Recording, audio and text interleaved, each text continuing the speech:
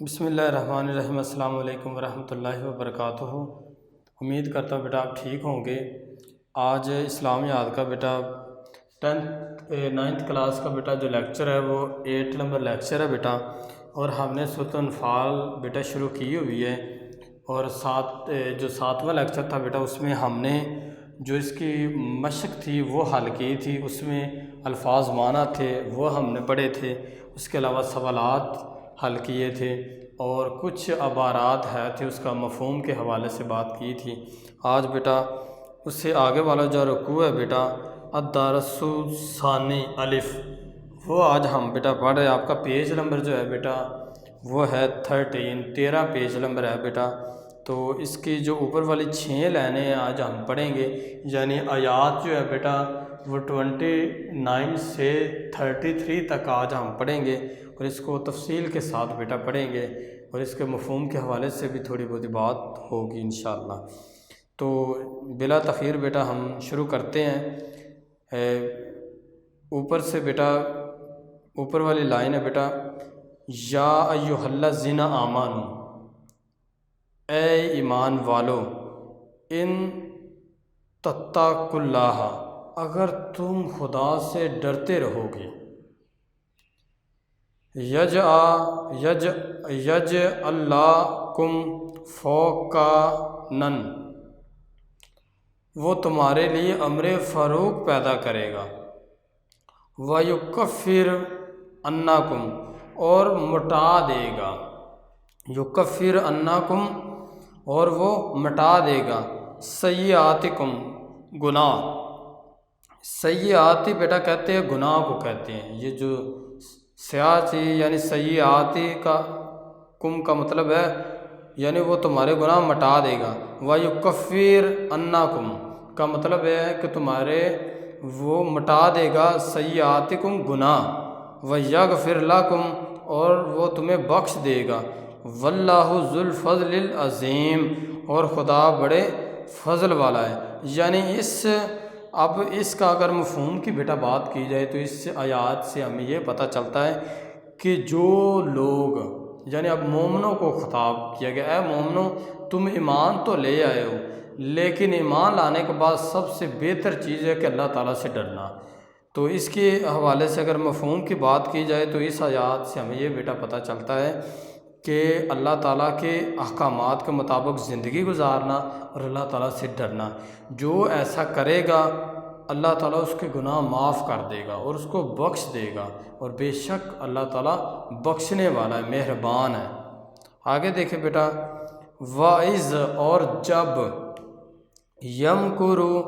بک الذی کفروا، وَإِذْ کا مطلب ہے اور جب، یمکرو کا مطلب ہے چال چل رہے تھے، الذین کفروا، کافر لوگ، یعنی اس میں یہ ہے کہ وہ چال چل رہے تھے، لیثبتوک، کہ تم کو قید کر دیں، او یقتلوک، یا جان سے مار ڈالیں، او یخرجوک، یا وطن سے نکال دیں، وَيَمْكُرُونَ، تو وہ ادھر چال چل رہے تھے، وَيَمْكُرُ اللَّهُ،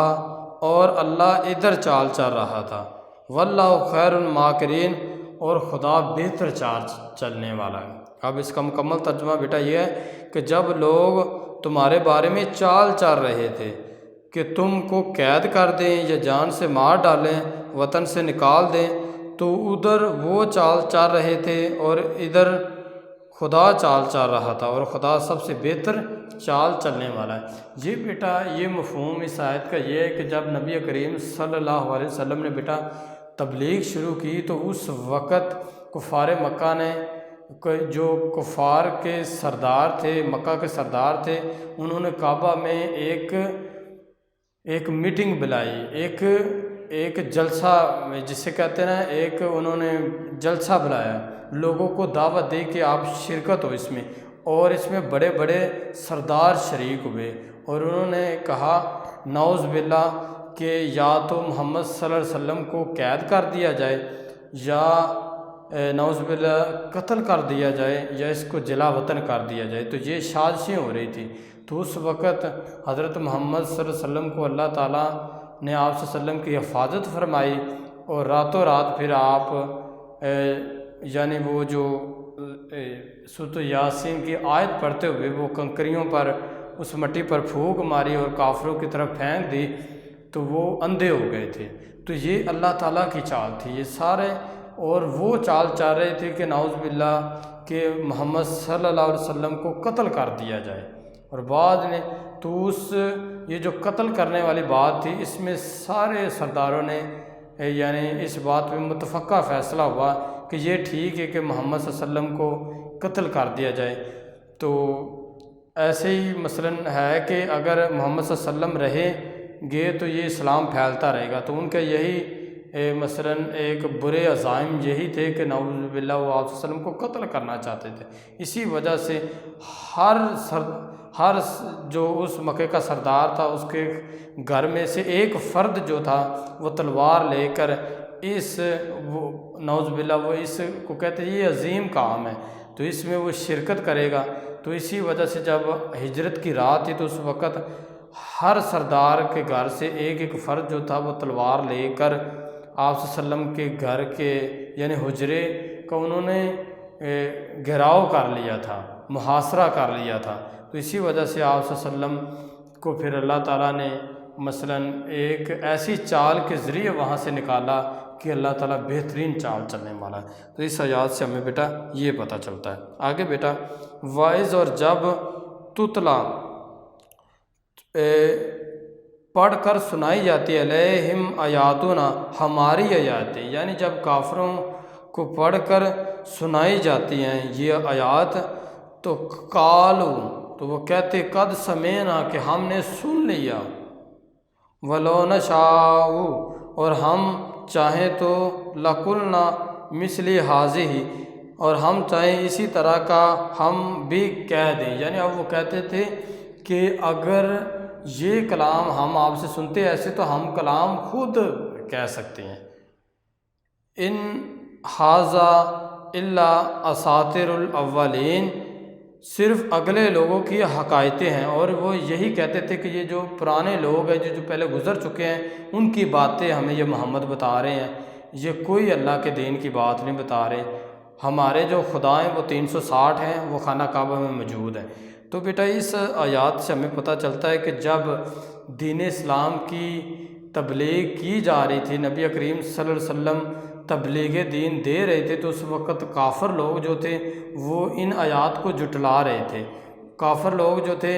وہ ان آیات کی انکاری کر رہے تھے۔ اسی وجہ سے وہ یہی کہتے تھے کہ آپ صلی اللہ علیہ وسلم یہ نعوذ باللہ جھوٹ بول رہے ہیں، یہ جادو کر رہے ہیں، تو ان کو قید کر دینا چاہیے یا ان کو جلا وطن کر دینا چاہیے یا ان کو قتل کر دینا چاہیے۔ اس آیات سے ہمیں یہ مفہوم ملتا ہے بیٹا۔ آگے وَإِذْ اور جب قال اللہم تو اللہ تعالیٰ نے کہا ان کان ھذا ھو الحق من عندی کہ جب انہوں نے کہا کہ یہ خدا کی طرف سے حق ہے من عندہ تو ہم پر فامطر برسا علیہم حجارۃ من السماء حجارۃ پتھر من السماء آسمان سے وآتینا عذاب العلیم اور تکلیف دینے والا عذاب بھیج وما کانا۔ تو اس آیات سے بیٹا ہمیں یہ پتہ چلتا ہے کہ جب کافروں نے کہا کہ اگر یہ قرآن سچا ہے، جب جو اہل مکہ والے تھے انہوں نے کہا اگر قرآن سچا ہے تو اللہ تعالیٰ ہم پہ آسمان سے پتھر برسائے۔ اب انہوں نے چیلنج کر دیا تھا کہ آپ صلی اللہ علیہ وسلم کو کہ اگر آپ سچے ہو تو اپنے رب سے کہو کہ آسمان پر ہم سے پتھر برسائے، اور یہ نہیں تو ہمیں کوئی تکلیف دینے والا کوئی عذاب دے۔ تو آگے بیٹا اسی آیات میں وما کان اللہ لیعذبہم وانت فیہم، اور خدا ایسا نہ تھا کہ جب تم ان میں سے تھے انہیں عذاب دیتا۔ اب نبی کریم صلی اللہ علیہ وسلم کے مبارک وجود کی وجہ سے اللہ تعالیٰ نے ان کافروں سے مخاطب ہو کے کہا کہ میں عذاب تو دے سکتا ہوں لیکن تمہارے اندر میرے نبی موجود ہیں۔ اس مکہ اس مقدس شہر میں نبی موجود ہیں، میرے پاک برگزیدہ بندے موجود ہیں۔ وما کان اللہ معذبا وہم یستغفرون، اور خدا ایسا نہ تھا کہ وہ بخشش مانگے اور خدا انہیں عذاب دے۔ یعنی کچھ لوگ ایسے بھی مکہ میں تھے کہ وہ اللہ تعالیٰ سے بخشش مانگ رہے تھے، اپنے گناہوں کی معافی مانگ رہے تھے، تو اللہ ایسا نہیں ہے کہ کوئی معافی مانگے اور اللہ تعالیٰ اس کو عذاب دے۔ اللہ تو واللہ غفور الرحیم ہے، اللہ تعالیٰ تو بخشنے والا ہے، اللہ تعالیٰ تو رحم کرنے والا ہے، اللہ تعالیٰ تو رحیم ہے، اللہ تعالیٰ مہربان ہے، وہ انسان کی خطاؤں کو معاف کرنے والا ہے۔ تو اس آیات سے بیٹا ہمیں یہ پتہ چلتا ہے کہ اللہ تعالیٰ نے عذاب اس لیے مؤخر کر دیا تھا کیونکہ آپ صلی اللہ علیہ وسلم مکہ میں موجود تھے، اسی وجہ سے نہ پتھروں کا عذاب آیا اور نہ کوئی خطرناک اور عذاب آیا۔ اور کچھ لوگ ایسے تھے جو اللہ تعالیٰ سے معافی مانگ رہے تھے، تو اللہ تعالیٰ نے ان کو معاف کر دیا۔ اللہ تعالیٰ ایسا نہیں ہے کہ اگر کوئی اس سے معافی مانگے اور اس کو وہ عذاب دے۔ تو اس آیات کا مفہوم بیٹا یہی ہے۔ آج ہم نے بیٹا سورۃ انفال کا جو بیٹا رکوع ہے بیٹا، آیات نمبر جو بیٹا 29 سے 33 تک بیٹا آج ہم نے مفہوم کے ساتھ بیٹا آج ہم نے اس پہ گفتگو کی ہے، بات کی ہے بیٹا۔ امید کرتا ہوں بیٹا آپ کو سمجھ آ گئی ہوگی۔ اللہ حافظ۔